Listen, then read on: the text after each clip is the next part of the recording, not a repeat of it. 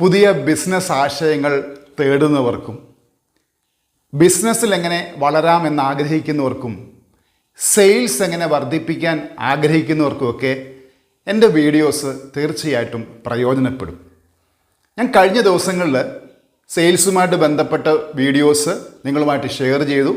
അതിൽ ഞാൻ ആദ്യ ഘട്ടം മുതലേ കണക്റ്റ് ചെയ്യുന്നൊരു ഫാക്ടർ എന്ന് പറയുന്നത് life is all about sales.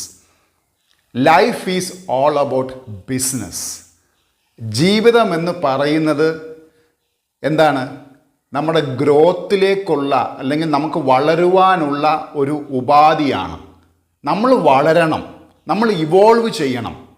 നമ്മുടെ ഈ ഭൂമിയിലെ വാസം കൊണ്ട് എന്താണ് നമ്മൾക്കും വരും തലമുറയ്ക്കും പ്രയോജനപ്രദമാകണം. അപ്പം ഇന്ന് നിങ്ങളെ ഞാൻ പഠിപ്പിക്കുവാനായിട്ട് ഉദ്ദേശിക്കുന്നത് വളരെ ഇൻട്രസ്റ്റിംഗ് ആയിട്ടുള്ളൊരു ടോപ്പിക്കാണ്. ഈ സെയിൽസിൽ അല്ലെ ബിസിനസ്സിലൊക്കെ പുതിയ ആശയങ്ങളെ കണ്ടെത്തുവാനായിട്ട് ശ്രമിക്കുന്ന ഒരുപാട് മലയാളികളുണ്ട്. അത് സ്ത്രീകളും പുരുഷന്മാരും ഉൾപ്പെടെയുള്ള പലരും പുതിയ ആശയങ്ങൾ തേടുന്നുണ്ട്. New ideas. എനിക്ക് ബിസിനസ്സിലേക്ക് ഇറങ്ങാൻ, ഞാനൊരു ബിഗിനറാണ്, ഞാനൊരു സ്ത്രീയാണ്, അല്ലെങ്കിൽ ഞാനൊരു യുവാവാണ്, എനിക്ക് ബിസിനസ്സിൽ ഇറങ്ങണം, ബിസിനസ് ആശയങ്ങൾ എനിക്ക് വേണം, ഞാനൊരു തുടക്കക്കാരനാണ്. അപ്പോൾ ഇങ്ങനെയുള്ളവർക്ക് ആക്ച്വലി ബിസിനസ് ആശയങ്ങളാണ് വേണ്ടത്. എന്നാൽ യഥാർത്ഥത്തിൽ ഞാൻ ഇന്നത്തെ ഒരു ക്ലാസ് നിങ്ങൾക്ക് പരിപൂർണമായിട്ട് നിങ്ങൾ അത് കണ്ടു മനസ്സിലാക്കുമ്പോൾ നിങ്ങൾക്ക് മനസ്സിലാക്കാൻ കഴിയുന്നത് ബിസിനസ് ആശയങ്ങൾക്കപ്പുറത്തോട്ട് തന്നെ കുറേ ഏറെ കാര്യങ്ങൾ നമ്മൾ മനസ്സിലാക്കേണ്ടിയിരിക്കുന്നു. വെറുതെ ഒരു ആശയം അല്ലെങ്കിൽ ഒരു ബിസിനസ് ഐഡിയ വെച്ച് നമുക്ക് പെട്ടെന്ന് ഫ്ലറിഷ് ചെയ്യാൻ പറ്റുമെന്ന് ആരും ദയവ് ചെയ്ത് വിചാരിക്കരുത്. ഇതൊരു ഗ്രാജുവൽ പ്രോസസ്സാണ്, ഒരു സ്റ്റെപ്പ് ബൈ സ്റ്റെപ്പ് പ്രോസസ്സാണ്. അതുകൊണ്ട് തന്നെയാണ് ഇന്ന് നിങ്ങളെ ഞാൻ പരിചയപ്പെടുത്തുന്ന വിഷയമെന്ന് പറയുന്നത് നമ്മുടെ ജീവിതവുമായിട്ട് ബന്ധപ്പെട്ടിരിക്കുന്നത് തന്നെയാണ്. നമ്മൾ യഥാർത്ഥത്തിൽ എന്താണ്, നിലവിൽ നമ്മൾ യഥാർത്ഥത്തിൽ എന്താണ്, യഥാർത്ഥത്തിൽ നമ്മൾ എന്താകണം എന്നുള്ളതിൻ്റെ ഒരു അന്വേഷണം കൂടിയാണ് ഈ വീഡിയോയിലൂടെ നിങ്ങളെ ഞാൻ പഠിപ്പിക്കുവാനായിട്ട് ഉദ്ദേശിക്കുന്നത്. അപ്പോൾ നിങ്ങൾക്ക് പരിചിതമായൊരു ഭാഗം അല്ലെങ്കിൽ നമ്മുടെ ഒരു മനുഷ്യ ജീവിതത്തിൻ്റെ ഒരു പ്രക്രിയയെക്കുറിച്ച് നിങ്ങൾക്കറിയാം. നമ്മളതിനെന്താ ലൈഫ് സൈക്കിൾ എന്ന് പറയും. Life cycle. അപ്പം ഇന്ന് നിങ്ങളെ പരിചയപ്പെടുത്താൻ പോകുന്നത് ലൈഫ് സൈക്കിളാണ്. ഹ്യൂമൻ ലൈഫ് സൈക്കിളും ഒരു മൾട്ടി ബില്യണർ ബിസിനസ് നടത്താൻ ആഗ്രഹിക്കുന്ന ഒരു വ്യക്തിയുടെ ലൈഫ് സൈക്കിളും തമ്മിലുള്ള വ്യത്യാസം. എന്നിട്ട് നിങ്ങൾ തീരുമാനിക്കുക, നിങ്ങൾക്കൊരു സാധാരണ മനുഷ്യൻ്റെ കൂട്ട് ജീവിച്ചാൽ മതിയോ, അതല്ല ഇനിയുമുള്ള കാലം എനിക്ക് ആ പറയുന്ന ആ മൾട്ടി ബില്യണർ ബിസിനസ് ആശയമുള്ള ഒരു വ്യക്തിയായി മാറണോ എന്ന് നിങ്ങൾ തീരുമാനിക്കുക. അപ്പം നമ്മുടെ ജീവിതചക്രം, ഞാൻ ഈ പറഞ്ഞ പോലെ തന്നെ ലൈഫ് സൈക്കിൾ എന്ന് പറയുന്നത് ജീവിതചക്രമാണ്. അപ്പം നമുക്കെന്തറിയാം, ഒരു സാധാരണയായിട്ട് ഒരു മനുഷ്യജീവിതം അല്ലെങ്കിൽ നമ്മൾ പ്ലാന്റ്സ് എടുത്താലും ആനിമൽസ് എടുത്താലും അതിന് കോമൺ ആയിട്ടുള്ളൊരു ജീവിതചക്രമുണ്ട്. അതിനകത്ത് ചെറിയ മൈന്യൂട്ട് വ്യത്യാസങ്ങളേ ഉള്ളൂ നമ്മൾ സാധാരണ മനുഷ്യനുമായിട്ട് ബന്ധപ്പെട്ട്. നമ്മൾ മനുഷ്യനും ഈ പറയുന്ന മൃഗങ്ങളും പ്ലാന്റ്സും ഒക്കെ ഒരേ കാര്യങ്ങൾ നമ്മൾ പരസ്പരം അങ്ങോട്ടും ഇങ്ങോട്ടും നമ്മൾ ഷെയർ ചെയ്യുന്നെങ്കിലും അതിൽ വ്യത്യസ്തതയുണ്ട്. അപ്പം ഞാൻ നിങ്ങൾക്ക് കാര്യങ്ങൾ പറഞ്ഞ് മനസ്സിലാക്കി തരാം. അപ്പോൾ ആദ്യത്തെ സ്റ്റേജ് നിങ്ങൾ മനസ്സിലാക്കേണ്ടത് നമ്മൾ കറണ്ട് എന്താണെന്നും, രണ്ടാമത്തെ സ്റ്റേജ് നമ്മൾ എങ്ങനെ അത് ഡെവലപ്പ് ചെയ്യണം, ഇപ്പോഴത്തെ സ്റ്റേജിൽ നിന്ന് വ്യത്യസ്തമായിട്ട് എപ്രകാരം മാറണം. അപ്പോൾ ഇത് രണ്ടും പരിപൂർണമായിട്ടും കണ്ട് ആ ഡിഫറൻസ് മനസ്സിലാക്കിയെങ്കിലേ നിങ്ങൾക്ക് ഈ സ്റ്റേജ് നമ്പർ 1 നിന്ന് 2 എങ്ങനെ മാറണമെന്ന് മനസ്സിലാക്കുവാനായിട്ട് കഴിയുകയുള്ളൂ. അപ്പോൾ നമുക്ക് ആദ്യം എന്ത് ചെയ്യാം, നമ്മൾ സാധാരണ മനുഷ്യൻ്റെ ഈ ഹ്യൂമൻ ലൈഫ് സൈക്കിളിനെ കുറിച്ചൊന്ന് നമുക്ക് നോക്കാം. നമ്മൾ ഹ്യൂമൻ ലൈഫ് സൈക്കിൾ, ഈ ഹ്യൂമൻ ലൈഫ് സൈക്കിളിന് നമുക്കറിയാം ആദ്യമായിട്ട് എന്താണ്. ഒരു കുഞ്ഞിനെ സംബന്ധിച്ച് ആ ഒരു കുഞ്ഞ് ഒരു സ്പാർക്ക് ഓഫ് ലൈറ്റാണ്. ഒരു കുഞ്ഞെന്ന് പറയുന്നത് ഒരു സീഡാണ്, അതൊരു സ്പാർക്ക് ഓഫ് ലൈഫാണ്. ഇതെന്താണ് സംഭവിക്കുന്നത്? 9 മാസം അമ്മയുടെ ഗർഭപാത്രത്തിൽ അത് വളർച്ച പ്രാപിച്ചുകൊണ്ട് എന്താ സംഭവിക്കുന്നത്? ആ കുഞ്ഞിന് ജന്മം ഉണ്ടാവുകയാണ്, ബർത്ത് ഉണ്ടാവുകയാണ്. ബർത്ത് ഈ ബർത്ത് എന്ന് പറയുന്നത് എന്താണ്? ഒരു പുതിയ ജീവിതം, ഒരു ലൈഫാണ് അല്ലേ? ബർത്ത് എന്ന് പറയുന്നത് ഒരു പുതിയ ലൈഫാണ്. ഞാൻ മുമ്പ് പറഞ്ഞ പോലെ തന്നെ ഈ പറയുന്ന ഒരു സ്പാർക്ക്, നമ്മളെല്ലാവരും ഒരു സ്പാർക്ക്, ഒരു ചെറിയ സ്പാർക്ക്, ഒരു സീഡ് എന്ന് വേണമെങ്കിൽ പറയാം. അതിൽ നിന്ന് എന്താണ് നമ്മൾ ആ പ്രോസസ്സ്, ആ പറയുന്ന ബർത്ത് പ്രോസസ്സിൽ ന്യൂ ലൈഫ് നമുക്ക് ഫോം ചെയ്യുകയാണ്. അതിനുശേഷം എന്താണ്? നമ്മൾ ഭൂമിയിലേക്ക് വരുന്നു. പിറന്ന ശേഷമുള്ള നമ്മുടെ ഗ്രോത്ത് പ്രോസസ്സാണ്. നമ്മൾ അവിടെ നിന്ന് എന്താണ്? ഗ്രോത്ത്, നമ്മുടെ വളർച്ചയുടെ ഘട്ടം ആരംഭിക്കുകയാണ്. നമ്മൾ ഭൂമിയിലേക്ക് നമ്മുടെ ഫിസിക്കൽ ബോഡിയായിട്ട് നമ്മൾ പിറന്നു വീഴുന്ന സമയം മുതൽ അതിനുശേഷമുള്ള നമ്മുടെ ഗ്രോത്ത്, അതിനാണ് നമ്മൾ എന്ത് പറയുന്നത്? കുഞ്ഞ് ജനിച്ചിരിക്കുന്നു, കുഞ്ഞിന് 6 മാസം പ്രായമായി, അല്ലെങ്കിൽ 1 വയസ്സായി, 2 വയസ്സായി, 3 വയസ്സായി, 8 വയസ്സായി, 10 വയസ്സായി, ഇങ്ങനെ നമ്മൾ ഗ്രോത്തിനെ കുറിച്ച് പറയുന്നത്. ഈ ഗ്രോത്ത് എന്ന് പറഞ്ഞാൽ എന്താണ് യഥാർത്ഥത്തിൽ? അതിൻ്റെ ഡെവലപ്മെൻറ്റ് സ്റ്റേജസ് ആണ്, അല്ലെങ്കിൽ മെച്യൂരിറ്റി സ്റ്റേജസ് ആണ്. എക്സ്പാൻഷൻ എന്ന് വേണേൽ പറയാം. ഗ്രോത്ത് സ്റ്റേജിൽ മെച്യൂരിറ്റി ഉണ്ട്, പിന്നെന്താണ്? എക്സ്പാൻഷൻ ഉണ്ട്. എക്സ്പാൻഷൻ ഡെവലപ്മെന്റ് എന്നൊക്കെ പറയാം. എക്സ്പാൻഷൻ ഡെവലപ്മെന്റ് ഇത് ഞാൻ മുമ്പ് പറഞ്ഞ പോലെ തന്നെ നമ്മളൊരു കുഞ്ഞായിട്ട് ജനിക്കുന്നു, നമുക്ക് പ്രായം, കുഞ്ഞിൻ്റെ നമ്മളെല്ലാം ഇതിൻ്റെ പല സ്റ്റേജിൽ കൂടെ ഓൾറെഡി നമ്മൾ കടന്നു വന്ന് നിൽക്കുന്ന ഒരു സ്റ്റേജ് ഉണ്ട്. ഇനിയും കുറച്ച് കാലം കൂടെ നമുക്കുണ്ട്. അപ്പം ഒരു കുഞ്ഞ് ജനിച്ചു വീഴുന്നു, അതിൻ്റെ ഗ്രോത്ത് സ്റ്റേജ് പല മാസങ്ങൾ, വർഷങ്ങൾ, അതിനാണ് നമ്മൾ വർഷങ്ങൾ, ഏജ്, മാസങ്ങൾ എന്നൊക്കെ നമ്മൾ പറയുന്നത്. ഇത് നമ്മൾ പറയുന്നത്? സ്കൂൾ ജീവിതം, കോളേജ് ജീവിതം, ജോലി, വിവാഹം, കുഞ്ഞുങ്ങൾ, ഇങ്ങനെയുള്ള സ്റ്റേജുകളാണ് ആ ഒരു ഘട്ടത്തിലിരിക്കുന്നത്. അപ്പം നിങ്ങളെ സംബന്ധിച്ച് നിങ്ങൾ യുവാവാണ്, അല്ലെങ്കിൽ നിങ്ങൾ വിവാഹം കഴിച്ചൊരു വ്യക്തിയാണെന്നുണ്ടെങ്കിൽ നമ്മളെല്ലാം ആ ഒരു ഗ്രോത്ത് സ്റ്റേജിലാണ് ഇരിക്കുന്നത്. പക്ഷെ എന്താണ് പ്രശ്നം എന്നുള്ളത് ഞാൻ ഈ അടുത്ത സ്റ്റേജ് എഴുതിയ ശേഷം നിങ്ങൾക്ക് ഞാൻ വിശദമാക്കി തരാം. അപ്പോൾ ഈ ഗ്രോത്ത് സ്റ്റേജിൽ എന്ത് സംഭവിക്കുന്നു? നമ്മൾ സ്കൂളിൽ പോകുന്നു, കോളേജിൽ പഠിക്കുന്നു, വിദ്യാഭ്യാസം നേടുന്നു, കൂട്ടുകാരുമായിട്ട് ഇടപെടുന്നു, നമ്മൾ ഫാമിലിയുമായിട്ട് ഇടപെടുന്നു, നമുക്ക് സന്തോഷം ഉണ്ടാകുന്നു, നമുക്ക് സങ്കടം ഉണ്ടാകുന്നു, നമുക്ക് പല വൈകാരിക ഇമോഷൻസ് ഒക്കെ ഉണ്ടാകുന്നു, നമുക്ക് ജോലി ലഭിക്കുന്നു, അതിനുശേഷം വിവാഹം കഴിക്കുന്നു, കുഞ്ഞുങ്ങളുണ്ടാകുന്നു, അടുത്ത തലമുറ ഉണ്ടാകുന്നു. അങ്ങനെയൊക്കെയാണ് നമ്മുടെ ഗ്രോത്ത് സ്റ്റേജ്. നമ്മൾ വീട് പണിയുന്നു, വാഹനങ്ങൾ വാങ്ങുന്നു, യാത്ര ചെയ്യുന്നു, സൗഹൃദങ്ങൾ ഉണ്ടാക്കുന്നു. ഇതെല്ലാം ആ ഗ്രോത്ത് സ്റ്റേജിലുള്ള ഒരു വിഷയമാണുള്ളത്. ഈ ഗ്രോത്ത് സ്റ്റേജിന് ശേഷം എന്താണ്? ഒരു കാലഘട്ടം കഴിയുമ്പോഴത്തേന് നമ്മൾ എന്താണ്? ഡീകേ എന്ന് പറയും. എന്താണ് ഡീകേ സ്റ്റേജ് എന്ന് പറയുന്നത്? ആ ഗ്രോത്ത്, വളർച്ചയുടെ കാലഘട്ടം, യുവാവിന് ശേഷം നമ്മുടെ ആ യൗവനമൊക്കെ മാറി എന്താണ്? നമ്മൾ അത് ഡീക്ലൈൻ ചെയ്യുവാണ്. ഇത് താഴോട്ട് പോവാണ്. ഈ സ്റ്റേജിൽ ആ സീഡ് മുളച്ചു, അത് ഗ്രോത്തായി, അത് ഉയർന്നു, പിന്നെ അതിനൊരു താഴ്ചയാണ് സംഭവിക്കുന്നത്. അതിനാണ് നമ്മൾ ഏജ് കൂടുന്നതനുസരിച്ച് നമുക്ക് ആ ഡീക്ലൈൻ, അത് ശാരീരികമായും മാനസികമായിട്ടും ഒക്കെ നമുക്ക് ആ ഡീക്ലൈൻ സംഭവിക്കാറുണ്ട്. ഈ ഡീക്ലൈൻ സ്റ്റേജിന് ശേഷമാണ് എന്ത് സംഭവിക്കുന്നത്? നമ്മൾ എക്സിറ്റ് സ്റ്റേജ് സംഭവിക്കും. എക്സിറ്റ് സ്റ്റേജ് എന്ന് പറയാൻ നമ്മൾ ശാരീരികമായി ഈ ലോകത്തിനോട് വിട പറയും. ഡെത്ത് സംഭവിക്കുന്നു, മരണം സംഭവിക്കുന്നു. ആ പറയുന്ന ആ ഒരു വ്യക്തിയുടെ ഇത് സീഡ്, ഇതിൻ്റെ ഈ സ്റ്റേജ് എന്ന് പറയുന്നത് ഇതിൻ്റെ ബർത്ത് സ്റ്റേജാണ്. ഇത് എൻട്രി എന്ന് പറയും. ഈ എൻട്രി സ്റ്റേജാണ് ഈ സീഡ് സ്പാർക്ക് എന്ന് പറയുന്ന ആ ഒരു കോൺസെപ്റ്റ്, ആ ഒരു സ്റ്റേജ്. ആ സ്റ്റേജിൽ നിന്ന് നമ്മൾ മരണം എന്ന് പറയുന്ന ആ ഒരു സ്റ്റേജിലോട്ട് വരുമ്പോൾ ഇതെന്താണ്? എക്സിറ്റ്. ഈ എൻട്രിയും എക്സിറ്റും ഇതിൻ്റെ ഇടയിൽ എന്ത് സംഭവിക്കുന്നു? ഇതിന് ഇടയിൽ സംഭവിക്കുന്നതാണ് ഗ്രോത്ത് ആൻഡ് ഡീകേ എന്ന് പറയുന്നത്. അപ്പം ഇതൊരു സാധാരണ നമ്മുടെ ഒരു നോർമൽ മലയാളിയുടെ ഒരു നോർമൽ ഹ്യൂമൻ ബീയിങ്ങിൻ്റെ ലൈഫിൽ സംഭവിക്കുന്ന കാര്യം. അതിനകത്ത് ചെറിയ ഏറ്റക്കുറച്ചിലൊക്കെ സംഭവിക്കും. അത് നമ്മുടെ തൊഴിൽ സംബന്ധമായതും നമ്മുടെ റിലേഷൻഷിപ്പ് സ്കില്ലുകളിലൂടെ നമ്മൾ വളർത്തുന്നതിനെ ആശ്രയിച്ചിരിക്കും നമ്മുടെ ഇതിനകത്തുള്ള കുറച്ചും കൂടെ ഒരു ഗ്രോത്ത്.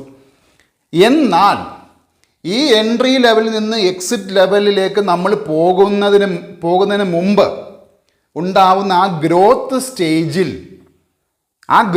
സ്റ്റേജിൽ ഉണ്ടാകുന്ന ഒരു യഥാർത്ഥ ഡീകെ എന്ന് പറയുന്നത് അത് എന്താണെന്ന് ചോദിച്ചു കഴിഞ്ഞാൽ, നമ്മൾ ഈ എൻട്രി ലെവലിൽ നിന്ന് എക്സിറ്റ് ലെവലിൻ്റെ ഇടയിൽ നിന്ന് നമ്മുടെ ഗ്രോത്ത് സ്റ്റേജിലോട്ട് കടക്കുമ്പോൾ നമ്മൾ എന്താണ് യഥാർത്ഥത്തിൽ ഉള്ളത് എന്ന് കണ്ടുപിടിച്ചില്ല എങ്കിൽ, നമ്മൾ എന്താണെന്ന് ഈ ഗ്രോത്ത് സ്റ്റേജിൽ നമുക്ക് മനസ്സിലായില്ല എങ്കിൽ, അതായത് ഒരു മുട്ടയുടെ ഷെല്ലിൽ നിന്ന് 21-ാം ദിവസം ഒരു കോഴിക്കുഞ്ഞ് അത് പൊട്ടി വെളിയിലേക്ക് വന്നില്ല എങ്കിൽ അതിന് നമുക്ക് എന്ത് പറയാൻ പറ്റും? അത് നശിച്ചുപോയി, അതൊരു ഭ്രൂണം നശിച്ചുപോയി എന്ന് പറയുന്നത് പോലെ, യഥാർത്ഥത്തിൽ ഈ പറയുന്ന ഗ്രോത്ത് സ്റ്റേജിനെ ഡീകേ ചെയ്യുന്ന ചില കാര്യങ്ങൾ ഉള്ളത് കൊണ്ട് നമ്മൾ യഥാർത്ഥത്തിൽ എന്താണെന്ന് മനസ്സിലാക്കാതാണ് എന്ത് ചെയ്യുന്നത്? ജീവിക്കുന്നതും നമ്മൾ എക്സിറ്റ് ചെയ്യുന്നതും, നമ്മൾ ഡെത്ത് അല്ലെങ്കിൽ നമ്മുടെ ഈ ഫിസിക്കൽ ബോഡിയിൽ നിന്ന് നമ്മൾ സാവധാനം മാറ്റപ്പെടുന്നത്. അപ്പോൾ ഈ ഒരു സ്റ്റേജിൽ എന്താണ് സംഭവിക്കുന്നതെന്ന് ചോദിച്ചു കഴിഞ്ഞാൽ, we are part of several systems. അതായത് നമ്മൾ ഭൂമിയിലേക്ക് ജനിച്ചു വീഴുന്ന സമയത്ത് തന്നെ നമ്മൾ ചില സിസ്റ്റങ്ങൾക്ക് അതിനകത്താണ് നമ്മൾ വന്ന് പെടുന്നത്. അത് നമ്മുടെ അനുവാദമില്ലാതെ സൊസൈറ്റി നമ്മളിലേക്ക് ചാർത്തി തരുന്ന ചില സിസ്റ്റംസ് ഉണ്ട്. ആ സിസ്റ്റംസ് എന്ന് പറയുന്നത് അതിന് പല ഫോംസ് ഉണ്ട്. ഒരു ഫാമിലി ഒരു സിസ്റ്റമാണ്. നമ്മൾ വിശ്വസിക്കുന്ന മതങ്ങൾ, റിലിജൻ ഒരു സിസ്റ്റമാണ്. നമ്മൾ വിശ്വസിക്കുന്ന രാഷ്ട്രീയം അല്ലെ നമ്മുടെയും കൂടെ ഭാഗമായിട്ടുള്ള പൊളിറ്റിക്സ് ഒരു സിസ്റ്റമാണ്. നമ്മൾ വിദ്യാഭ്യാസം ചെയ്യുന്ന സ്കൂൾ, കോളേജ് അതൊരു സിസ്റ്റമാണ്. നമ്മളിപ്പോൾ ഇന്ന് ഉപയോഗിക്കുന്ന ഇൻ്റർനെറ്റ് പോലും ഒരു സിസ്റ്റമാണ്. സിസ്റ്റങ്ങളുടെ ഒരു പ്രത്യേകത എന്താണെന്ന് വെച്ച് കഴിഞ്ഞാൽ, സിസ്റ്റത്തിന് അതിൻ്റെ ഉള്ളിൽ നിൽക്കുന്ന വ്യക്തികളെ പുറത്തേക്ക് പോകുവാൻ അനുവദിക്കത്തില്ല. സിസ്റ്റങ്ങളുടെ ഒരു പ്രത്യേകതയാണ്. നമ്മൾ സ്കൂൾ സിസ്റ്റത്തെക്കുറിച്ച് പറയാൻ നമുക്കറിയാം, എല്ലായിടത്തും ഇക്വാളിറ്റിയാണ്. അതായത് അതിനൊരു ടൈം ടേബിൾ ഉണ്ട്, അതിനൊരു ഡിസിപ്ലിൻ ഉണ്ട്, അല്ലേ? ഒരു അരമണിക്കൂർ അല്ലെ 3/4 മണിക്കൂർ ക്ലാസ് കഴിഞ്ഞാൽ അടുത്ത പീരീഡ്, ഇൻ്റർവെൽ സിസ്റ്റമാണ്. 9 to 4 സിസ്റ്റം. സിസ്റ്റത്തിൻ്റെ പ്രത്യേകത വെച്ച് കഴിഞ്ഞാൽ എല്ലാവർക്കും ആ ഒരു ഇക്വാളിറ്റി കൊടുക്കും. അവിടെ ക്രിയേറ്റിവിറ്റി എന്ന് പറയുന്നൊരു കോൺസെപ്റ്റ് ഒരു വർക്കൗട്ട് ആകുന്നില്ല. അപ്പം സിസ്റ്റങ്ങളുടെ പ്രത്യേകത എന്താണെന്ന് ചോദിച്ചു കഴിഞ്ഞാൽ, ആ സിസ്റ്റത്തിനകത്തുള്ളവർക്ക് കംഫോർട്ട് ഉണ്ടാക്കി കൊടുക്കുക എന്ന് പറയും. ഈ കംഫോർട്ടിനകത്തൊരു കുഴപ്പമുണ്ട്. സിസ്റ്റംസ് നമ്മളെ കംഫോർട്ട് ചെയ്യുന്നു എന്ന തോന്നലാണ് നമ്മൾക്കുണ്ടാവുന്നത്. ഇത് യഥാർത്ഥത്തിൽ ഫിയർ എന്ന് പറയുന്ന ഒരു കോൺസെപ്റ്റാണ് യഥാർത്ഥത്തിലുള്ളത്. അതായത് നമ്മളെ ഈ പറയുന്ന സിസ്റ്റത്തിൻ്റെ ഭാഗമാക്കുന്നത് പോലെ, സിസ്റ്റം അതിൻ്റെ ഭാഗമാക്കുന്നത് കൊണ്ട് നമുക്ക് കംഫോർട്ട് തോന്നാം. എന്നാൽ യഥാർത്ഥത്തിൽ അത് കംഫോർട്ടല്ല, അത് ഫിയറാണ്, ഭയമാണ്. കാരണം ഈ സിസ്റ്റത്തിനകത്ത് പെടുന്ന നമുക്ക് ചില റൂൾസ് ആൻഡ് റെഗുലേഷൻസ് അല്ലെ പ്രിൻസിപ്പിൾസ് നമ്മൾ പാലിക്കേണ്ടതായിട്ടുണ്ട്, അല്ലേ? ഈ പ്രിൻസിപ്പിൾസ് പാലിച്ചെങ്കിൽ മാത്രമേ എന്ത് ചെയ്യാൻ പറ്റത്തുള്ളൂ? നമുക്ക് സിസ്റ്റത്തിൻ്റെ ഉള്ളിൽ നമുക്ക് നിൽക്കുവാനായിട്ട് കഴിയുകയുള്ളൂ. ഈ സിസ്റ്റത്തിൻ്റെ ഭാഗമായിട്ട് നമുക്ക് നിൽക്കണമെങ്കിൽ there are some laws or principles that is equal to all. സിസ്റ്റത്തിനകത്ത് നിൽക്കുന്നവർക്ക് അത് ബാധകമാണ്, സിസ്റ്റം നയിക്കുന്നവർക്ക് അത് ബാധകമല്ല. ഞാൻ അതിന് നല്ലൊരു ഉദാഹരണം പറയാം. നമ്മൾ ഈ ഗ്ലാസ് ഫാക്ടറിയിലൊക്കെ ചെല്ലുമ്പോൾ, ഈ ഗ്ലാസ് ഫാക്ടറിയിലെ ഈ ഗ്ലാസ് വരെ, ഞാൻ ആലപ്പുഴയിലൊക്കെ പോയിട്ടുണ്ട്, അവിടുത്തെ ഗ്ലാസ് ഫാക്ടറി കണ്ടിട്ടുണ്ട്. നമുക്കറിയാം ഇതൊരു അച്ചാണ്, അതായത് ഒരു വലിയൊരു മെഷീനാണ്. ആ മെഷീനകത്ത് ഈ ഗ്ലാസ് രൂപപ്പെടുന്ന ഒരു അച്ചുണ്ടാവും. ഈ അച്ചിനകത്താണ് എന്ത് വരുന്നത്? ഈ ഗ്ലാസിൻ്റെ എന്തൊക്കെയാണോ അതായി ചേർക്കേണ്ട വസ്തുക്കളെല്ലാം ഒരു മോൾഡ് എന്ന് പറയും. അതായത് ഒരു മോൾഡാണ് യഥാർത്ഥത്തിൽ ഈ ഗ്ലാസിനെ ഫോം ചെയ്യുന്നത്. അപ്പം മോൾഡ് എന്ന് പറയുന്നതാണ് സിസ്റ്റം, ഗ്ലാസ് എന്ന് പറയുന്നതാണ് അതിൻ്റെ പ്രോഡക്റ്റ് എന്ന് വെച്ച് കഴിഞ്ഞാൽ, സിസ്റ്റം എന്ന് പറയുന്നത് ഒരു മോൾഡാണ്. അതിലൂടെ വരുന്ന പ്രോഡക്ട്സ് ആണ്, അല്ലെ അതിനകത്ത് നിൽക്കുന്ന പ്രോഡക്ട്സ് ആണ് നമ്മൾ മനുഷ്യരെന്ന് പറയുന്നത്. അപ്പോൾ സിസ്റ്റം എന്ന് പറയുന്ന മോൾഡ്, അത് നയിക്കുന്നവർ ഒരു കാറ്റഗറിപ്പെട്ടവർ, അല്ലെ അവർ ആ സിസ്റ്റത്തിൻ്റെ നേതൃത്വം വഹിക്കുന്നവരായിരിക്കും. എന്നാൽ അവർക്ക് ഈ സിസ്റ്റത്തിൻ്റെ റൂൾസ് ആൻഡ് റെഗുലേഷൻസ് ചിലപ്പം ബാധകമാകണമെന്നില്ല. അതുകൊണ്ടാണ് ഞാൻ പറയുന്നത്, നമ്മുടെ ഈ പറയുന്ന ഗ്രോത്ത് സ്റ്റേജിൽ നമ്മളെ ഫിയർ എന്ന് പറയുന്ന കോൺസെപ്റ്റ്, അത് മുമ്പ് ഞാൻ ഈ പറയുന്ന ഗ്ലാസ് ഫാക്ടറിയുടെ കാര്യം പറഞ്ഞ പോലെ തന്നെ ഈ മണ്ണും മറ്റു വസ്തുക്കളും എല്ലാം ഉരുകി ചേരുന്നതാണല്ലോ ഒരു ഗ്ലാസ് എന്ന് പറയുന്നത്. എന്താ വളരെയധികം ഹീറ്റിലൂടെയാണ് അത് കടന്നു പോകുന്നത്. അതാ ഞാൻ പറഞ്ഞ ഫിയർ ഫാക്ടർ. ആ ഹീറ്റിലൂടെ കടന്നു പോകുമ്പോൾ എന്താ സംഭവിക്കുന്നത്? അത് ആ മോൾഡിനോട് ചേരുന്ന രീതിയിൽ ഒരു രൂപമാകുന്നു. അതാണ് നമ്മൾ പറയുന്ന കുപ്പി, ഗ്ലാസുകൾ എന്ന് പറയുന്നത്. അപ്പം മോൾഡ് എന്ന് പറയുന്നത് വ്യത്യസ്തമാണ്. ഹീറ്റിലൂടെ കടന്നു പോകുമ്പോൾ ആ മോൾഡിനകത്ത് ഇരുന്ന് പാകപ്പെടാൻ മാത്രം വിധിക്കപ്പെട്ടവരാണ് നമ്മൾ സാധാരണ മനുഷ്യർ. അപ്പം നമ്മുടെ മുമ്പിൽ രണ്ട് ചോയ്സ് ഉണ്ട്. ഒന്നെങ്കിൽ സിസ്റ്റത്തിൻ്റെ ഭാഗമായി ഇരുന്നു കൊണ്ട് ആ മോൾഡിനകത്തിരുന്ന് നമ്മുടെ ജീവിതം നമുക്ക് എൻട്രി ലെവൽ മുതൽ എക്സിറ്റ് ലെവൽ വരെ പോകാം. അല്ലെങ്കിൽ നമുക്ക് എന്ത് ചെയ്യണം? ആ സിസ്റ്റത്തിന് വെളിയിൽ ചാടുവോ ആ സിസ്റ്റം നയിക്കുന്നവരുടെ കൂട്ടത്തിലോ ആയി ചേരുക. ഒന്നെങ്കിൽ നമ്മൾ സിസ്റ്റത്തിന് വെളിയിൽ ചാടി പുതിയ സിസ്റ്റം ഉണ്ടാക്കണം, അല്ലെങ്കിൽ ആ സിസ്റ്റത്തിനോടൊപ്പം അതിൻ്റെ ഭാഗമാകുക, അല്ലെങ്കിൽ സിസ്റ്റത്തിനകത്തിരുന്നു കൊണ്ട് ഞാൻ പറഞ്ഞ പോലെ തന്നെ നമ്മുടെ അവൈലബിൾ കംഫോർട്ടബിലിറ്റി, അതായത് ആ സിസ്റ്റം നൽകുന്ന കംഫോർട്ടബിലിറ്റി വെച്ച് നമ്മൾ ജീവിക്കുക, മരിക്കുക. അവിടെ മറ്റ് ചോയ്സുകളൊന്നുമില്ല. ഇവിടെയാണ് പ്രസക്തമായൊരു കാര്യം. അത് ഞാൻ ഈ അടുത്തിടയ്ക്ക് ഒരു തോട്ട് കേട്ടതാണ്. നമ്മൾ മനുഷ്യരെന്ന് പറയുന്നത് നമ്മൾ റേഷനറി മാത്രം കഴിച്ച് ജീവിച്ചാൽ മതിയോ എന്നുള്ളൊരു തോട്ട് നമ്മളെ ഒരു പ്രമുഖനായ വ്യക്തി പറഞ്ഞതാണ്. അപ്പോൾ ഇത് എനിക്ക് ഒരു സ്പാർക്ക് ഉണ്ടാക്കുന്നു. എൻ്റെ ആശയത്തോടൊപ്പം ഞാൻ ചിന്തിക്കുന്ന ആശയത്തിനോട് ചേരുന്ന ഒരു ആശയമായതുകൊണ്ട് തന്നെ ഒരു സ്പാർക്ക് ഉണ്ടാകുന്നു.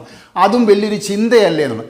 അതുകൊണ്ടാണ് ഇനിയും ഞാൻ പറയാൻ പോകുന്ന കാര്യം നിങ്ങൾക്ക് ബിസിനസ്സിൽ, അതായത് യഥാർത്ഥത്തിൽ ബിസിനസ് ബിൽഡ് ചെയ്യാൻ ആഗ്രഹിക്കുന്നവർക്ക്, ചെറുകിട ബിസിനസ് അല്ല, ഒരു സ്മോൾ സ്കെയിൽ ബിസിനസ് അല്ല, നിങ്ങൾ യഥാർത്ഥ ബിസിനസ്സാണ് നിങ്ങൾ ചിന്തിക്കുന്നതെങ്കിൽ think about life as a business.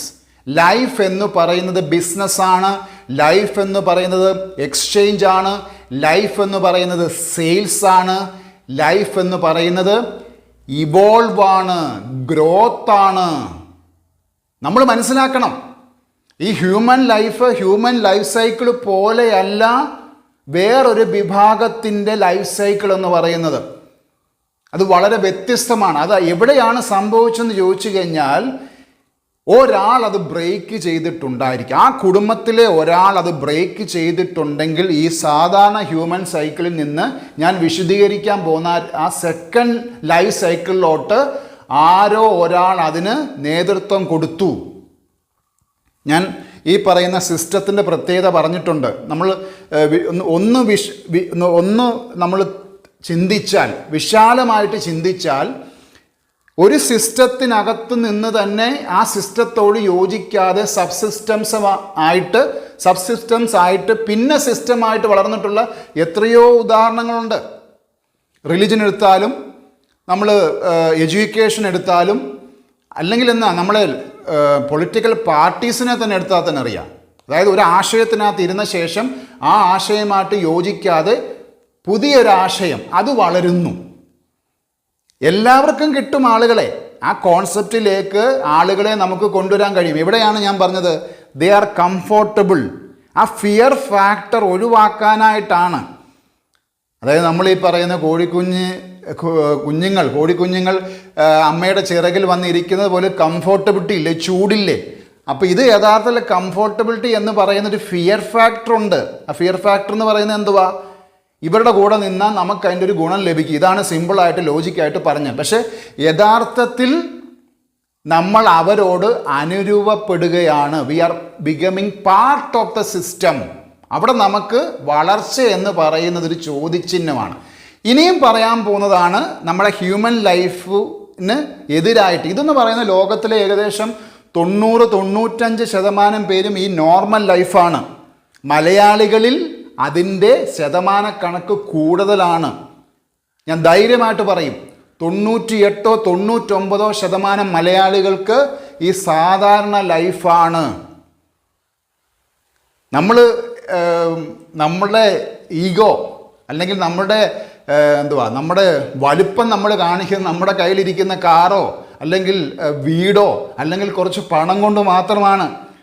ഈ പണം നമ്മുടെ മനസ്സിൽ നമ്മൾ വലുതായി എന്നുള്ളത് നമ്മുടെ മനസ്സിൻ്റെ മാത്രം ചിന്തയാണ്.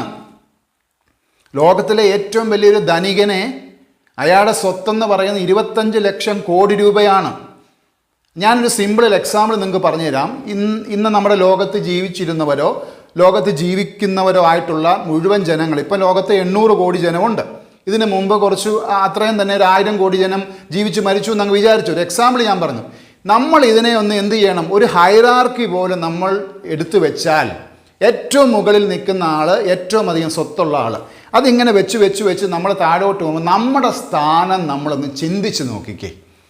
അതായത് നമ്മുടെ കഴിവും നമ്മുടെ പ്രാപ്തിയും വെച്ച് നമുക്ക് എന്ത് നേടാൻ കഴിഞ്ഞു. ഞാനത് പണമെന്നുള്ളൊരു കോൺസെപ്റ്റിലല്ല, നമ്മുടെ വാല്യൂ നമുക്ക് ഉയർത്താൻ കഴിഞ്ഞോ, നമ്മുടെ സിഗ്നിഫിക്കൻസ്, അതായത് ഞാനെന്ന് പറയുന്ന വ്യക്തിയുടെ പ്രാധാന്യം നമുക്ക് വളർത്തിയെടുക്കാൻ കഴിഞ്ഞു. അപ്പം ആ ചാർട്ട് അല്ലെങ്കിൽ ആ ഹൈറാർക്കി നോക്കുമ്പോൾ നമ്മുടെ പൊസിഷൻ ഏറ്റവും താഴെയാണ്. പിന്നെ നമ്മൾ ആരെ ഈ കാണിക്കാനാണ്? നമ്മുടെ യഥാർത്ഥ ഉദ്ദേശം എന്ന് പറയുന്നത് നമുക്ക് ആ ഷെല്ല് പൊട്ടിച്ച് നമുക്ക് ബെറ്റർ ആവുക എന്നുള്ളതാണ്. ഈ പറയുന്ന 3 ഡയമെൻഷനിലുള്ള ഹ്യൂമൻ ബീയിങ്ങിൽ നിന്ന് 5th ഡയമെൻഷൻ ഹ്യൂമൻ ബീയിങ് ആയി മാറാനുള്ള തയ്യാറെടുപ്പിലാണ് ഇന്ന് ലോകം.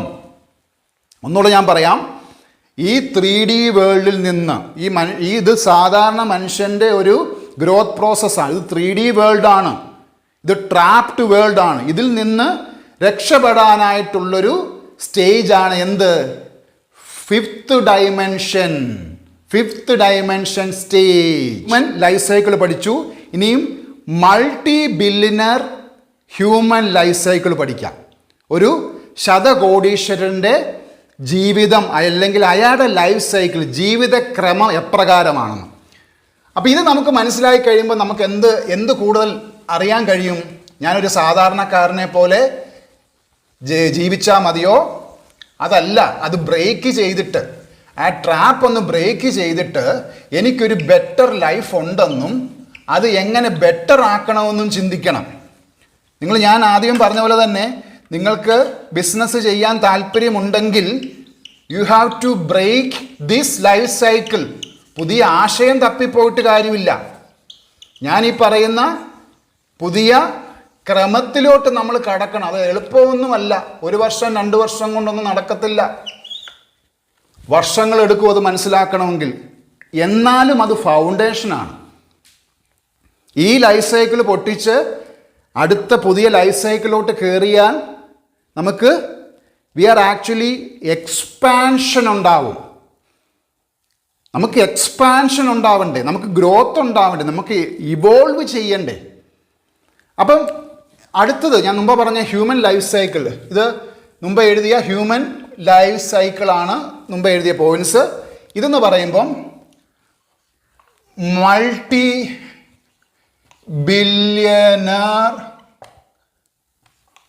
Life cycle. ഇതൊരു മൾട്ടി-ബില്യണർ ബിസിനസ് നടത്തുന്ന അല്ലെങ്കിൽ ആ കോൺസെപ്റ്റിലേക്ക് വളരുന്ന ഒരു വ്യക്തിയുടെ ലൈഫ് സൈക്കിൾ എങ്ങനാണെന്നുള്ളൊരു ഡിസൈനാണ് പറഞ്ഞു തരാനായിട്ട് പോകുന്നത്. നമ്മൾ ബിസിനസ്സുകാർക്കും ഇതുപോലെ തന്നെ ലൈഫ് സൈക്കിൾ ഉണ്ട്. ഇതേപോലെ തന്നെ ഞാൻ പറയാൻ പോകുന്നത് സാധാ ബിസിനസ്സുകാരുടെ ലൈഫ് സൈക്കിളല്ല, ഒരു അസാധാരണ ബിസിനസ്മാൻ്റെ ലൈഫ് സൈക്കിളാണ്. അത് കുറച്ചുകൂടെ കംപ്രസ്ഡ് ആണ്. ഇതുപോലത്തെ എല്ലാ പോയിൻറ്സും ഇല്ല, കുറച്ചുകൂടെ മെയിൻ പോയിൻറ്റ്സ് മാത്രമേ വിശദീകരിച്ച് പറയുകയുള്ളൂ. അപ്പോൾ എന്താ ഉണ്ടാവുന്നത്? ഒരു ബില്യണർ ബിസിനസ്മാൻ്റെ ലൈഫ് സൈക്കിള് ഫസ്റ്റ് എൻട്രി എന്ന് പറയുന്നത് അയാളുടെ ഐഡിയ, ആ സീഡ് എന്ന് പറയുന്നത് ആ സ്പാർക്ക് എന്ന് പറയുന്നത്, ആ ലൈറ്റ് എന്ന് പറയുന്നത് ആശയമാണ്. എന്താശയം? ഞാനൊരു സാധാരണ ജീവിതം നയിക്കേണ്ട വ്യക്തിയല്ല എന്നുള്ള ആശയവും, ഞാൻ എന്താണ് ആകേണ്ടതെന്നുള്ള ആശയവും, ഞാൻ എന്താണ് ഫോക്കസ് ചെയ്യേണ്ടതെന്നുള്ള ആശയവും ചേർന്ന് വരുന്ന ഒരു കോൺസെപ്റ്റാണ് ഈ വ്യക്തി. ആ വ്യക്തി അദ്ദേഹത്തെ ഒരു മനുഷ്യനായിട്ട് കാണുന്നതേ ഇല്ല. നമ്മൾ ഹ്യൂമൻ ബീയിങ്സിനെ സംബന്ധിച്ചാണ് നമ്മൾ ഹ്യൂമൻ ബീയിങ്സിനെ സംബന്ധിച്ചാണ്, ഒരു സാധാരണ മനുഷ്യനെ സംബന്ധിച്ചാണ് നമ്മൾ ശരീരം കൊണ്ട് അല്ലെങ്കിൽ നമ്മുടെ ഫിസിക്കൽ ബോഡിക്ക് പ്രാധാന്യം കൊടുക്കുന്ന വ്യക്തികൾക്ക് I M A human being എന്ന് പറയും. ഈ പറയുന്ന മൾട്ടി ബില്യണർ കോൺസെപ്റ്റിൽ ചിന്തിക്കുന്നവർക്ക് അവർ ചിന്തിക്കുന്നത് I am not a person, I am an idea. എൻ്റെ ഉള്ളിൽ ഒരു ലൈറ്റ് ഉണ്ട്.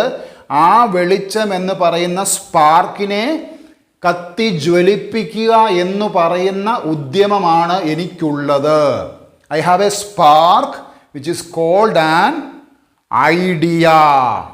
എന്ത് പറ്റുന്നു ഇവരുടെ? അതായത് ഞാനീ പറയുന്നത് ഈ ജനിക്കുമ്പോഴേ ഈ ഐഡിയ ഉണ്ടാകുന്നു എന്നല്ല പറയുന്നത്.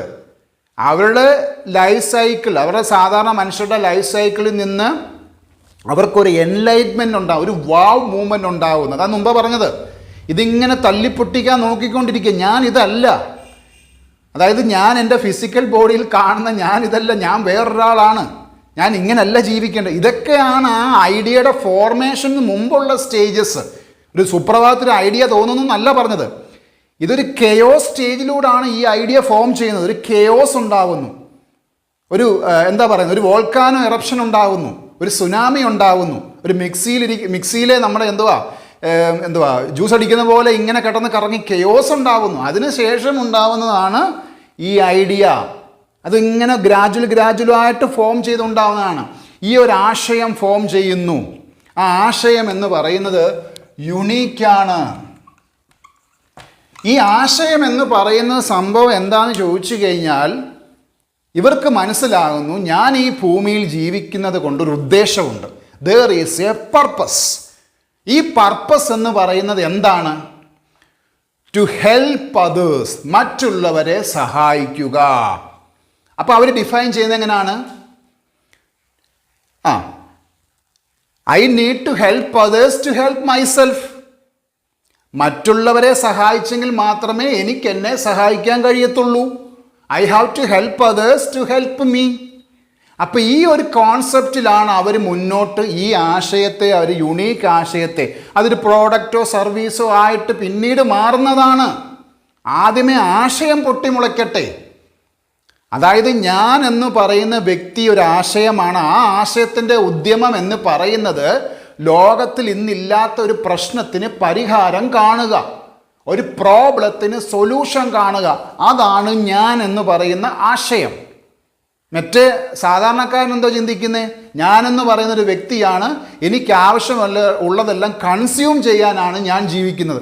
ഇവരെന്തോ ചിന്തിക്കുന്നത്, ഞാനെന്ന് പറയുന്ന വ്യക്തി ഇവിടെ ക്രിയേറ്റ് ചെയ്യാനാണ് ജീവിക്കുന്നത്, ഒരു പ്രോബ്ലത്തിന് സൊല്യൂഷൻ കാണാനാണ്. പ്രോബ്ലംസ് വരട്ടെ, സൊല്യൂഷൻസ് ചിന്തിക്കാം. അപ്പം അങ്ങനാണ് എന്ത് ജനിക്കുന്നത്?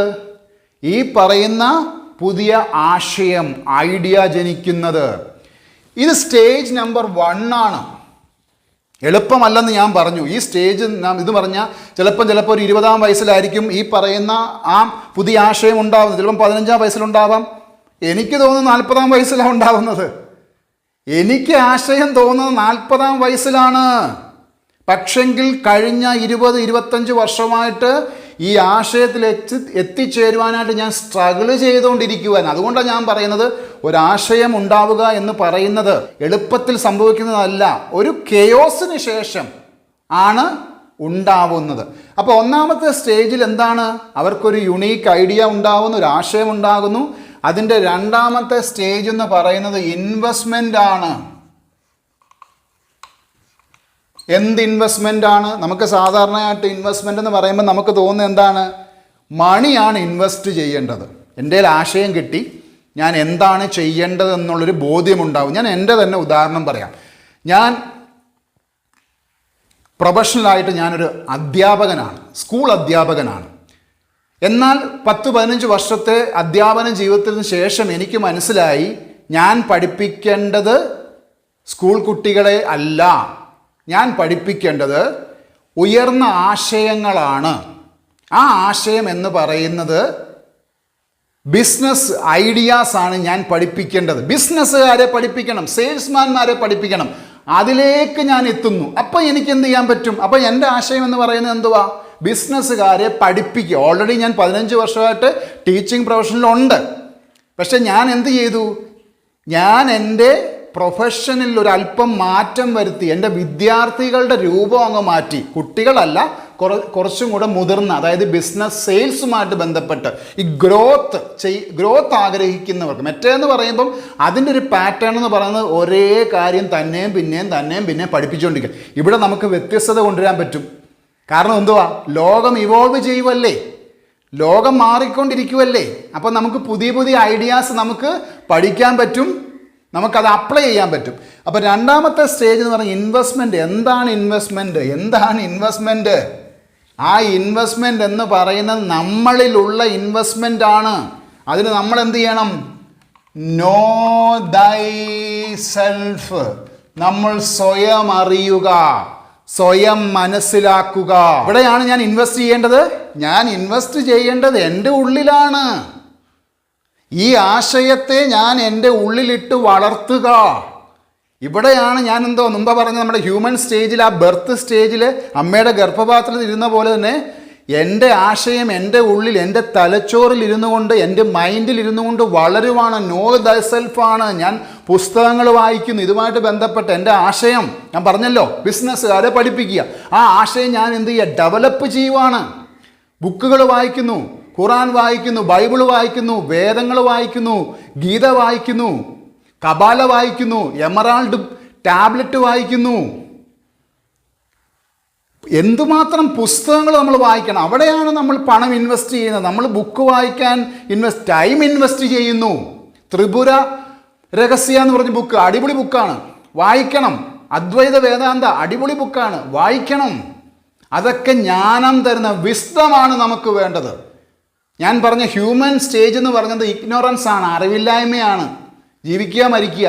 ഇവിടെ നമ്മൾ ജീവിതത്തിൻ്റെ പകുതി കഴിഞ്ഞപ്പോഴാണ് നമുക്ക് ബോധോദയം ഉണ്ടാവുന്നത്. അത് ഏത് സ്റ്റേജിൽ വേണമെങ്കിലും തോന്നാം.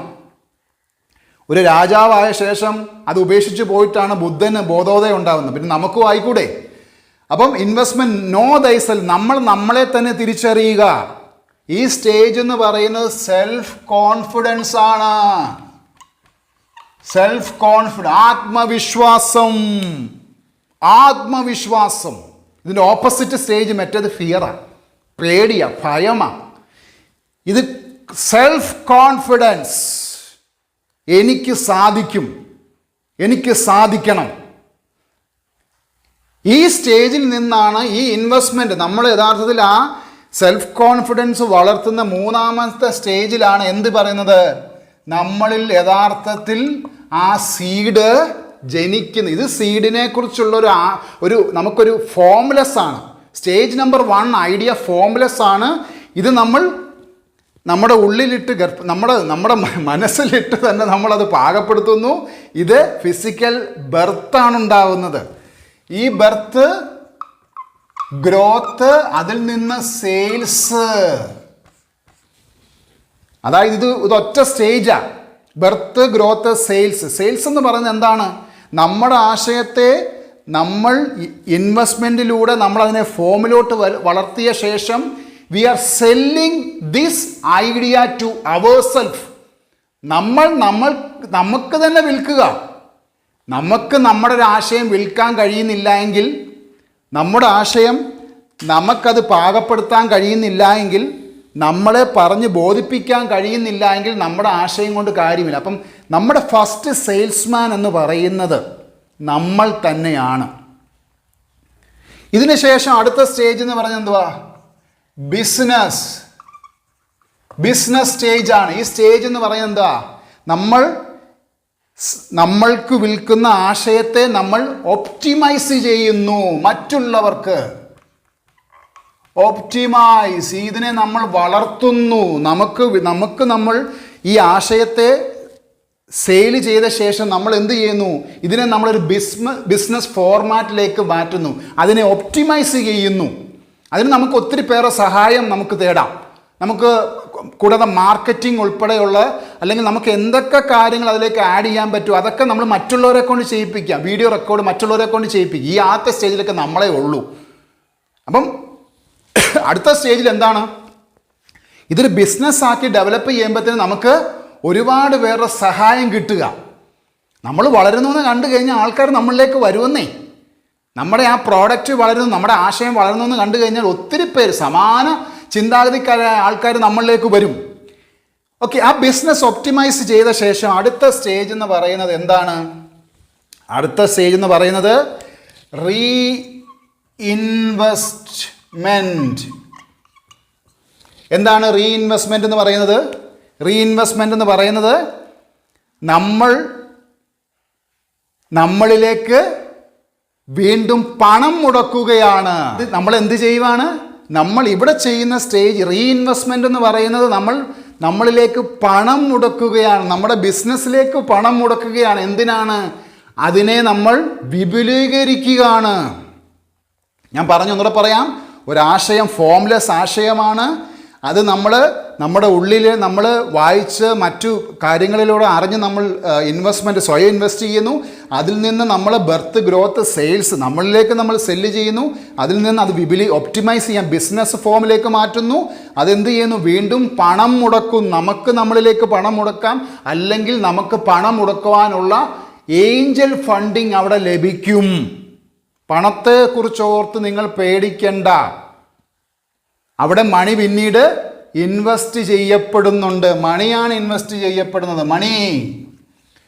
അതിനുശേഷം എന്ത് സംഭവിക്കുന്നു? അതിനുശേഷം ഉണ്ടാവുന്ന ഒരു സാധ്യത എന്ന് പറയുന്നത് വി ആർ ക്രിയേറ്റിംഗ് ലെഗസി.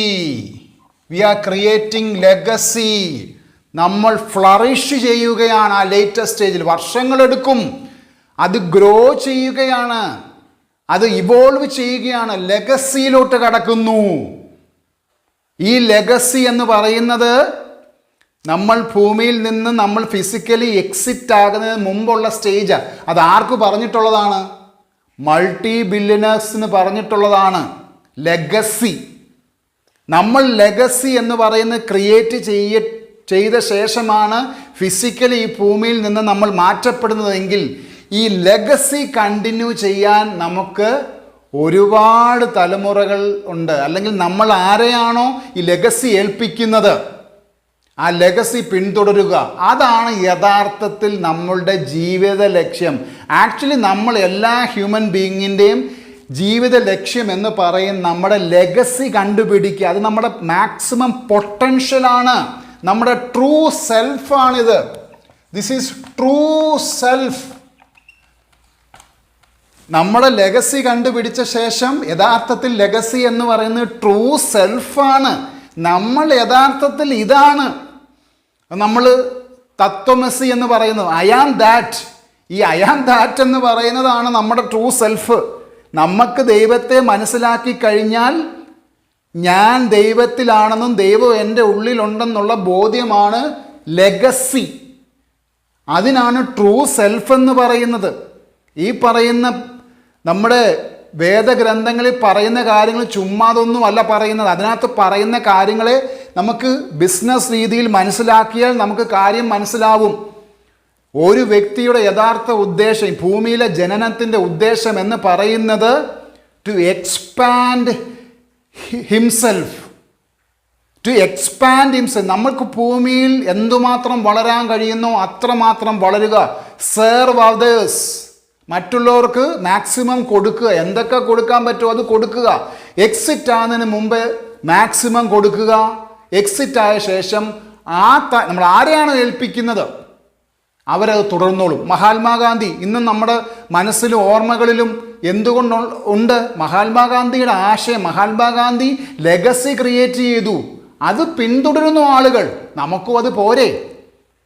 അപ്പം ലെഗസി ക്രിയേറ്റ് ചെയ്യാനും ട്രൂ സെൽഫിലേക്ക് എത്തുവാനും നമുക്ക് സാധിച്ചാൽ നമ്മുടെ ലൈഫ് എന്ന് പറയുന്നത് പരിപൂർണമായി, ഇത് ലോകത്തിലെ 1%, 2% താഴെയുള്ള ആളുകളും കേരളത്തിൽ വളരെ നാമമാത്രമായ ആളുകളുമാണ് ഈ ലെഗസി ക്രിയേറ്റ് ചെയ്തിട്ട് പോകുന്നത്. അപ്പം നിങ്ങൾ ചിന്തിക്കുക, വെറും ഒരു ഹ്യൂമൻ ബീയിങ് ആയാൽ മതിയോ, ലെഗസി ക്രിയേറ്റ് ചെയ്യണോ? അപ്പം ലെഗസി ക്രിയേറ്റ് ചെയ്യാനുള്ള യാത്രയിൽ എൻ്റെ കൂടെ നിങ്ങളും കാണുമല്ലോ. അപ്പോൾ വീണ്ടും മറ്റൊരു വീഡിയോയിൽ നമുക്ക് കാണാം. ബൈ.